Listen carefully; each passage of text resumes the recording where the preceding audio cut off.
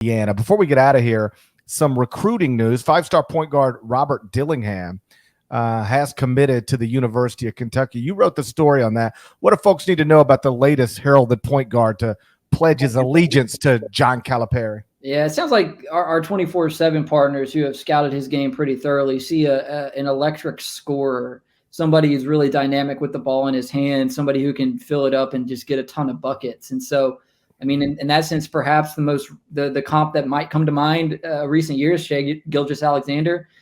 Dillingham is super slender, like SGA was. Definitely going to need to put on some muscle and such, but it's a big one for Kentucky. It gets their class up to number 3 at the moment, and it's really just a 2-member class right now. The other one is Reed Shepherd, who's also a 5-star kid and a legacy prospect. DJ Wagner is getting all the attention as a legacy prospect who might end up playing somewhere in the Bluegrass State. But for those who were watching Kentucky basketball, in the Tubby Smith era, right, Jeff Shepherd's a name they probably remember, and his son is with Dillingham in that class. So those are 2 of the best guards in the class. I mean, I don't know what they're going to add from a big perspective to replace Oscar, but that's a nice 1-2 punch they got there in the backcourt. He was asked about playing with DJ Wagner and said he would love to, so I think we could fit well together, and they obviously could because DJ's more of a combo.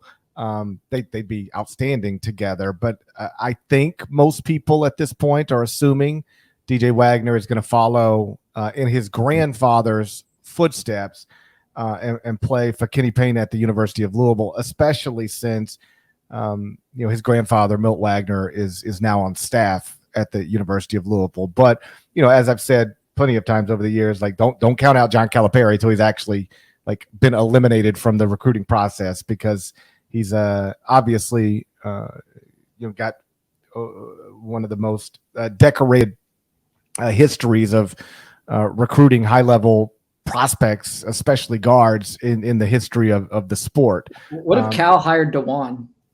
I was asked that by somebody. I think you get to a point where you got you could really get it. Start complicating the family dynamics. If granddad's at Louisville, dad's at Kentucky, and now DJ being pulled in a couple of different directions. I don't know how much anybody wants that. Like Wani and the entire family have done a really great job of normalizing DJ's amateur career to date. He doesn't do a lot of press. There's not, he's not at some academy. They didn't build something strictly around him the way Amani Bates' family did. Right. It's like, Milt went to Camden High, and then Wani went to Camden High, and now DJ's going to Camden High. Arthur Barclay, who is Wani's lifelong high school, lifelong close, best friend, who played at Memphis with DeJuan, who I was the beat writer back when everybody calls him OG. When OG was on campus, I keep in touch with him to this day. He's still basically everybody who was involved in DeJuan Wagner's recruitment it's the same people who are involved in DJ Wagner's recruitment. So if they've gone so out of their way to keep things as normal as possible for DJ throughout this process, a process that can get really wild in a number of different ways. I think having granddad get hired at Louisville and then dad get hired at Kentucky, and now, you got perhaps different people pulling, this young, phenomenal talent in different directions. That gets a little complicated in ways that I don't know the family would want to complicate it.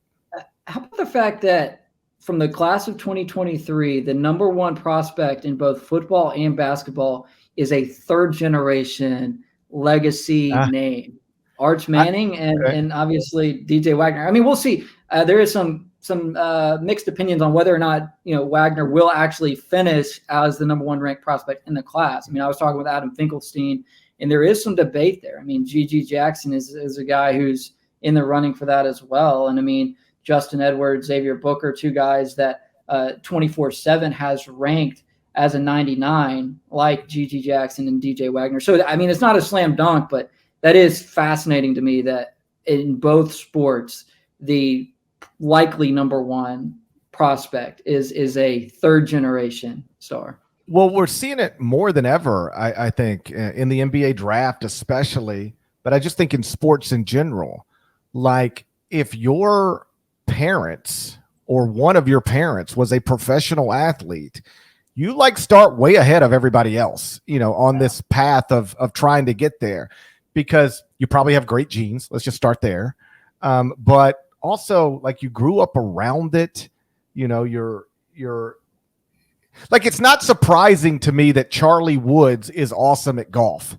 It would almost be surprising to me if he weren't, because like, you're Tiger Woods' kid. You grew up with with a practice range in your backyard. You got a simulator in the house.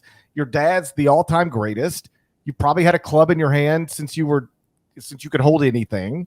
Like, why wouldn't he be awesome at golf?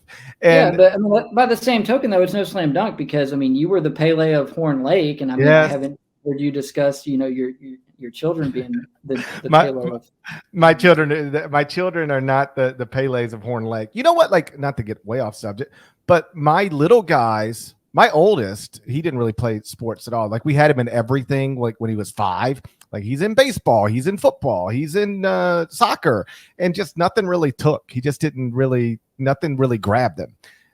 But my little guys right now are, they're in baseball and golf, but the pandemic really did like get in the way of that, because we took 2 years away from baseball, for my middle guy.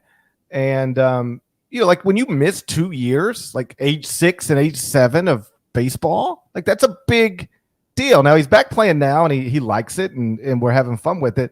But I wonder how many like young kids, just like you're missing a year at that age can really complicate what you're going to be going forward. I played, once I started playing baseball and soccer when I was like 4 and 5, and I didn't stop playing until I wasn't good enough to do it anymore. And yet we have a whole age group of kids who's had their development interrupted. So right now I would bet my kids do not look like they're going to be the next Arch Mannings or DJ Wagners, but they have fun doing it, and it's a blast as a parent. Yeah, well, to your point, you helped me kind of brainstorm a little bit on this story I did before the draft, and you suggested talking to a former front office member for this story about pedigree prospects, and I hooked up with David Mintzberg, who used to be the director of scouting for the Grizzlies, went on to work for the Pistons and the Bucks as well.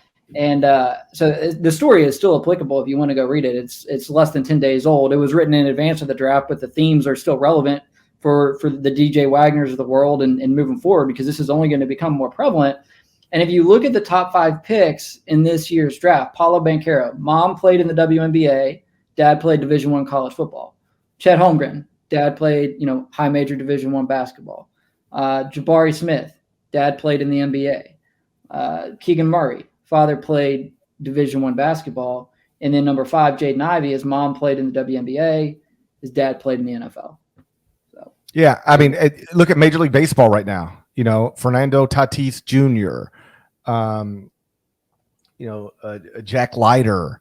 He's not in the majors, but like was a heralded prospect coming out of Vanderbilt. Like, as someone who watches baseball every night, it's wild how often you look up and you go, oh, that's so-and-so's kid.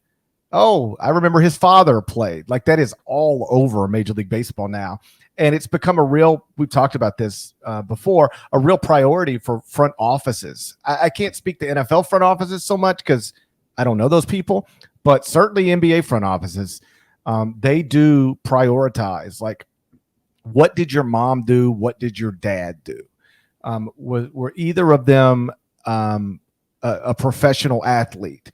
If so, that's a good place to start the conversation, because the list of guys who have just been incredible coming from that pedigree is pretty lengthy at this point. Steph Curry, great example. Kobe Bryant, a great example. More recently, Jaren Jackson Jr., really good example. So I had not quite connected the DJ Wagner Arch Manning thing, but it is true. And DJ, in less than a year, will become a third generation McDonald's All-American, and that will be the first family to ever be a 3 generations of McDonald's All-Americans. It's really an awesome story, and it's just based on my career and how it unfolded. Like, I've known Milt for 20 years now, and knew Wani when he was 17, 18 years old. And I don't know DJ, but I've obviously seen him play quite a bit. Like just a few years ago in Vegas when he was really young, it was me and Dewan and Cal all sitting together watching DJ play in a gym in Vegas.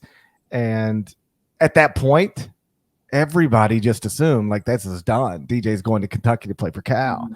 And then, of course, Louisville hires Kenny Payne, and Kenny Payne hires Milt Wagner, and now it looks like it's flipped the other direction. But either way, the point, Robert Dillingham has committed to Kentucky, and that's another in a long list of heralded point guards to play for John Calipari.